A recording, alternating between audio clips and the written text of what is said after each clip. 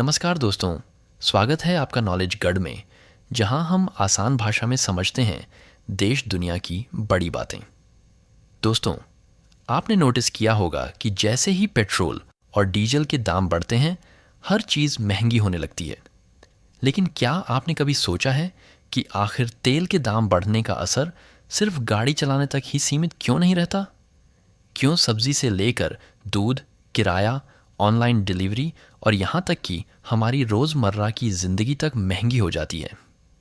आज के इस वीडियो में हम समझेंगे तेल के दाम क्यों बढ़ते हैं, इसका आम आदमी की जेब पर कितना असर पड़ता है और क्या सरकार या आम जनता इसके लिए कुछ कर सकती है।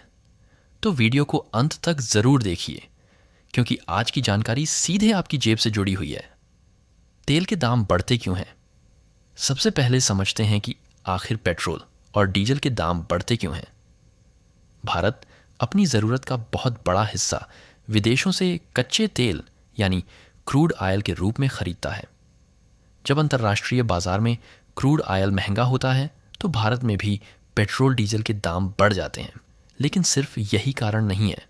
तेल महंगा होने के मुख्य कारण अंतर्राष्ट्रीय बाजार में कीमत बढ़ना, डॉलर के मुकाबले रुपये का कमज़ोर होना, सरकार द्वारा लगाए गए टैक्स युद्ध या अंतर्राष्ट्रीय तनाव, तेल कंपनियों का खर्च। उदाहरण के लिए, अगर मध्य पूर्व में युद्ध छिड़ जाए तो तेल की सप्लाई प्रभावित होती है और कीमतें तुरंत बढ़ जाती हैं।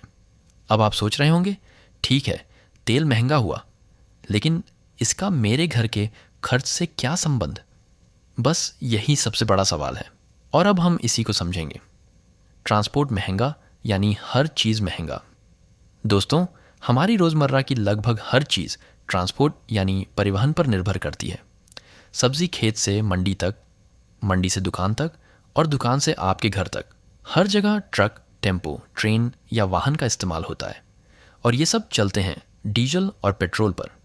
जब डीजल महंगा होता है, ट्रांसपोर्ट का खर्च बढ़ जाता है, दुकानदार कीमत बढ़ा देता है और आखिर में बोझ पड़ता है आम जनता पर। उदाहरण, अगर पहले एक ट्रक दिल्ली से मुंबई माल ले जाने में 40,000 रुपये खर्च करता था और डीजल महंगा होने से खर्च 50,000 हो गया, तो व्यापारी यह अतिरिक्त खर्च ग्राहकों से ही वसूल करेगा।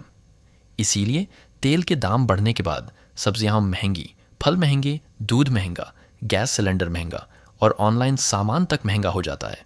यानी तेल सिर्फ वाहन नहीं चलाता, बल्कि पूरे देश की अर्थव्यवस्था को चलाता है।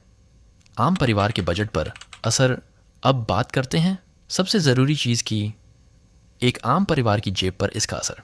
मान लीजिए एक मध्यम वर्गीय परिवार है जिसमें पिता नौकरी करते हैं, बच्चे स्कूल जाते हैं, घर में बाइक या कार है। पहले का मासिक खर्च: पेट्रोल 3,000 रुपये, सब्जी और राशन 6,000 रुपये, स्कूल, बस, ऑटो 2,000 रुपये, बिजली और गैस 2,500 रुपये, कुल खर्च बराबर लगभग 13,500 रुपये।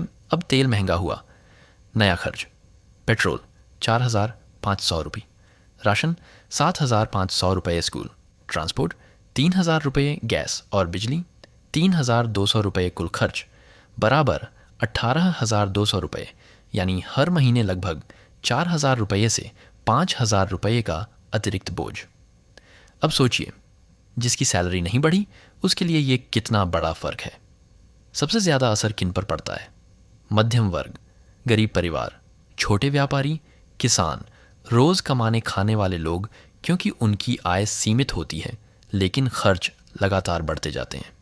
दोस्तों, तेल के दाम बढ़ने का असर सिर्फ शहरों तक सीमित नहीं रहता। ट्रैक्टर चलाने में ज़्यादा खर्च, सिंचाई पंप महंगे, फसल को बाजार तक पहुंचाने में खर्च बढ़ना और आखिर में किसान की कमाई कम हो जाती है। दुकान तक माल लाने का खर्च बढ़ना, होम डिलीवरी महंगी, मुनाफा कम होना। कई छोटे दुकानदार मजबूरी में कीमत बढ़ाते हैं और ग्राहक सोचता है कि दुकानदार ज़्यादा पैसा कमा रहा है, जबकि असल में पीछे वजह होती है बढ़ते तेल के दाम। अब बात करते हैं देश की अर्थव्यवस्था की। जब तेल महंगा होता है तो महंगाई यानी इन्फ्लेशन बढ़ती है। महंगाई बढ़ने से लोगों की बचत कम होती है, खर्च बढ़ता है, बिजनेस प्रभावित होते हैं, निवेश कम होता है, सरकार पर भी दबाव बढ़ता है, क्योंकि लोगों को राहत देनी पड़ती है, टैक्स कम करने का दबाव आता है, आर्थिक संतुलन बिगड़ सकता है। इसीलिए पेट्रोल डीजल की कीमत सिर्फ एक आर्थिक मुद्दा नहीं बल्कि राजनीतिक और सामाजिक मुद्दा भी बन जाती है। समाधान क्या हो सकते हैं? अब सवाल आता है, इसका समाधान क्या है? सरकार क्या कर सकती है? टैक्स कम करना, वैकल्पिक ऊर्जा को बढ़ावा देना, इलेक्ट्रिक वाहनों को सपोर्ट करना, पब्लिक ट्रांसपोर्ट मजबूत करना, वाहन कम इस्तेमाल करें, कार पूलिंग करें, फ्यूल बचाने की आदत डालें, ज़रूरत के हिसाब से खर्च करें। भविष्य में इलेक्ट्रिक व्हीकल और ग्रीन एनर्जी इस समस्या को काफ़ी हद तक कम कर सकती है।